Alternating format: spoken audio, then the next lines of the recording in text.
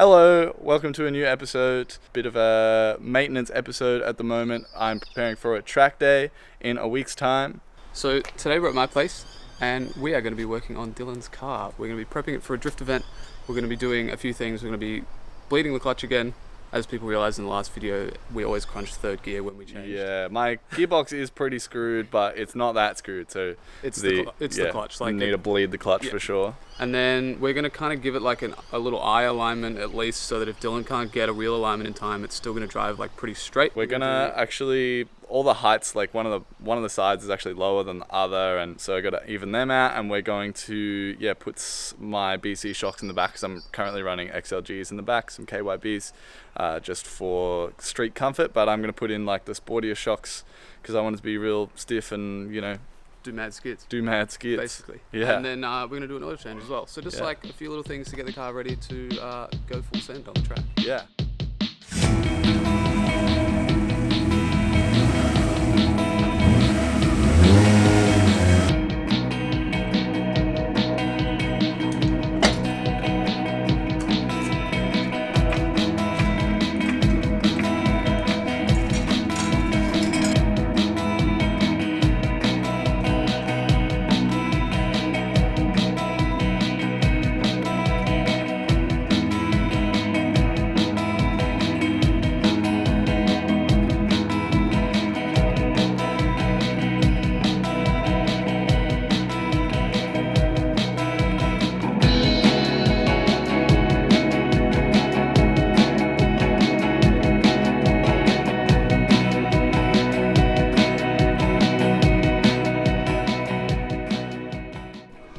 Oh my god, that's hot. Just got it. Oh fuck. Oh shit, sorry. Dylan. Sorry, boss. I don't know why my oil is so black. Yeah, because it's... When did you change it? I changed it just before the dyno. The dyno, which is what, like 1,000 Ks ago? Not even? Yeah, less. Don't know if that's ace. Oh, it's strange. Especially because, like, I just rebuilt the engine, so... Like, what is making it dead? Yeah, what could possibly do that? Like, what? I don't know. Hopefully we can find out. Fresh filter time. Fresh filter time. Yeah. Also, I was going to say, dude, thing. when you start doing them less frequently, you can get the... I can get my K&N ones. Yeah, get the K&N one with the spanner fella on the end. Oh yeah, that is so handy. That is mint. I look forward to utilising that when I do another oil change. Yeah. There's a K&N one that's like identical to these like black Repco ones. Yeah. And they're like $9 a pop. Yeah, mine was the same thing, I think.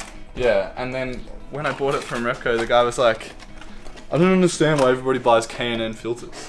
It's like, because it's $4 cheaper than the Repco one. Like, yeah, don't you judge me.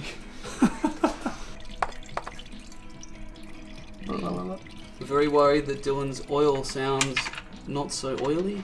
Not viscous enough. No, that's... And it smells like fuel again, so... It does a bit. Uh-oh. Uh-oh. I mean, at least there's no knocking or anything, so... Yeah, and there's oil pressure. Yeah, and there's oil pressure, so it hasn't killed We'll see. itself. We'll see. We will. One of my ignition leads got pinched the other day, as in like between my valve cover and my head. Just before the start of the last video, actually. Yeah, so now I have one chunky lead and the rest are just little thin pee-pee. Oh. Oh. Poor little guys.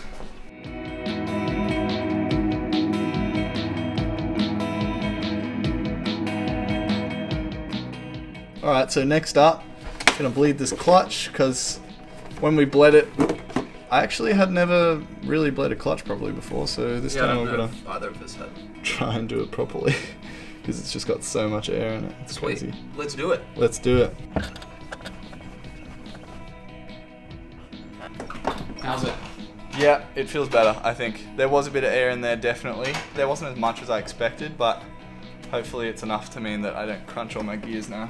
Yeah, that'd be nice. That would be nice, because otherwise I need a new gearbox and I cannot compete in this current inflation of Corolla parts. prices. Yeah.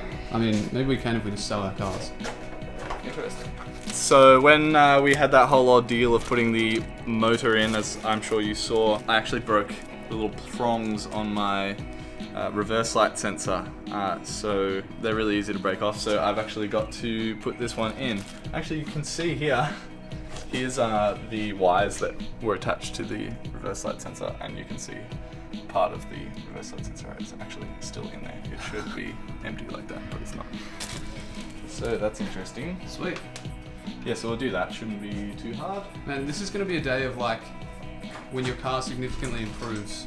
Yeah, and you haven't just really like done don't expect it to kind of Yeah, thing. yeah. So all the little things that you always put off, and then Yeah. when you do them, you're like, why did I not? Yeah, I love that. I love that where you just change something small and then it's like, wow, it's a new car. Yeah, I do love that. Yeah, so there's the one that has the little prongs that have been lopped off. Hello, Jono. There's your new ones. So there's a little ball that sits behind it as well. So got to make sure I don't lose that. There's a little crush washer as well. Try and get the job done without breaking it. It's very tight in there. There's stuff in my eyes. This is just a very unpleasant job. I'm not gonna sell it to you. Mhm. There you go. Sweet. Works. It did. How good? How? So good. I mean, that was a terrible, terrible job to do, but at least it's done. Follow me. Come with me. Have my BC shocks, which were in Seb's sedan, but now they're going in the back of my car. Cool. So we're just going to set them to both be the same height before we do anything. Yeah. And they weren't for some reason. They were completely not the same height. Like, so far from being the same height. So, I don't know what's up with that.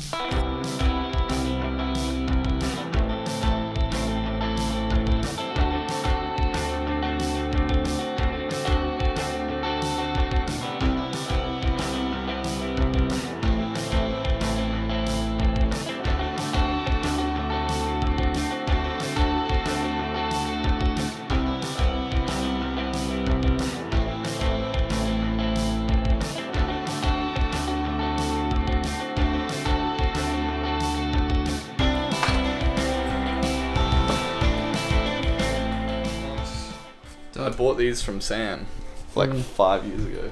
Wait, as in Sam Ryan? Yeah. Really? Yeah. That's hilarious. These are a really good shock to put in your KE70. Even if you're just running chop springs, they're a bit shorter. They're actually from the front of an MR2 SW20. They are 343113. Can't really read it that well, but yeah, they're only like $65 and they really do get the job done. It's a nice ride for the street. Yeah. Maybe if we find a link on eBay or something, we'll put it in the description. Yeah, you can get them on Spares Box. I'll get a link for that. This thing. So, for anyone wondering, these are from an AE86, and I think some people get confused because at the front of the car you need to switch the front end to put AE86 suspension, but this stuff is all identical. I am nut and bolting the car to some extent, just making sure everything's tight back here, which it seems to be for the most part. Yeah, last time when Dylan had a track day, right where his hands are there on the end of his drive shaft, they came undone. Yeah. We thought the diff had just like completely died, but alas, it was the bolts. Yeah. They just came undone. So yeah, we're just gonna check those. Everything is now tight on the shocks here, which is great. Yeah, shocks are in.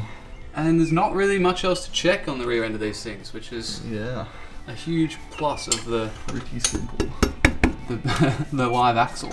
Yeah. Also, I am driving to and from the event. Just FYI. That is a key element to this, actually. That is a key element to this. It's about 2 hours from our house, so. Yeah, so driving to and from the event on an unproven setup, but we'll see. I've driven this a long way already. I've driven it on the freeway for like an hour or so each way from places a couple times, so it hasn't given me any trouble whatsoever, so Hopefully it's fine. hopefully it's fine. We'll cross our fingers and clench our buttholes and hope for the best. Alright, all tight. All tight. So now we're going to go to the front of the car and we're going to align it To some degree. slightly, And we also need to change the height because the passenger side is much lower than the driver's side. Yeah. Alright, so we're actually going to adjust the preload on each one because the height is different, but the space between each collar appears to be the same. So we're going to take all the preload out, readjust it to the point where we know that they're the same on each, and then do the height. Yes.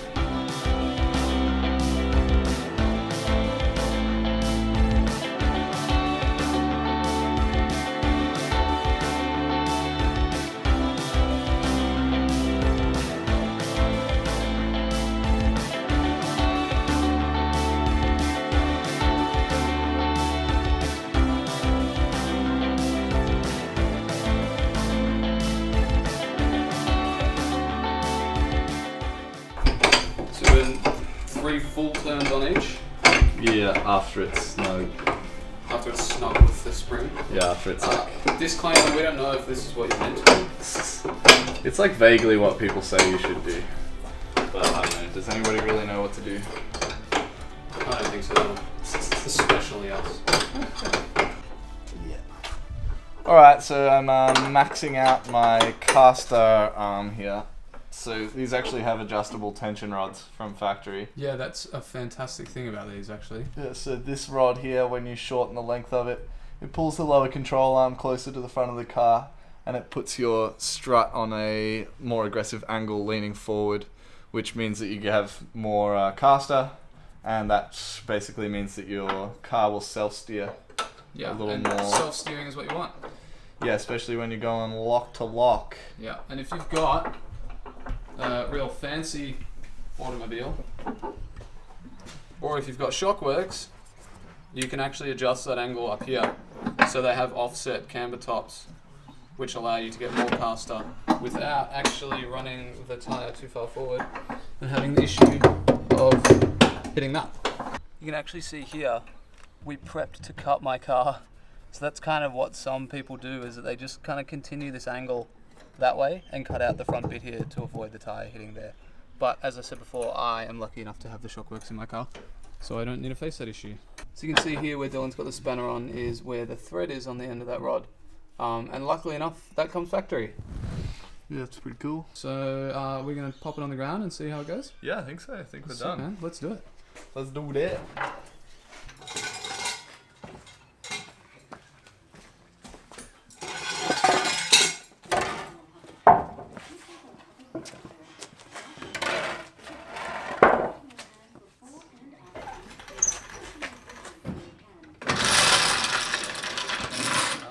We're suddenly getting swarmed by bees.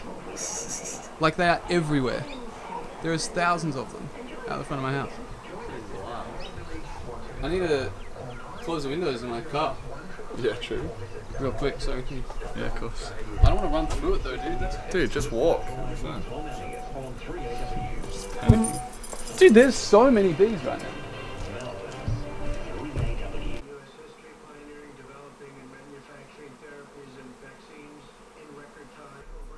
Oh my god. Alright, so we're going to a meet later and both of our cars are disgusting.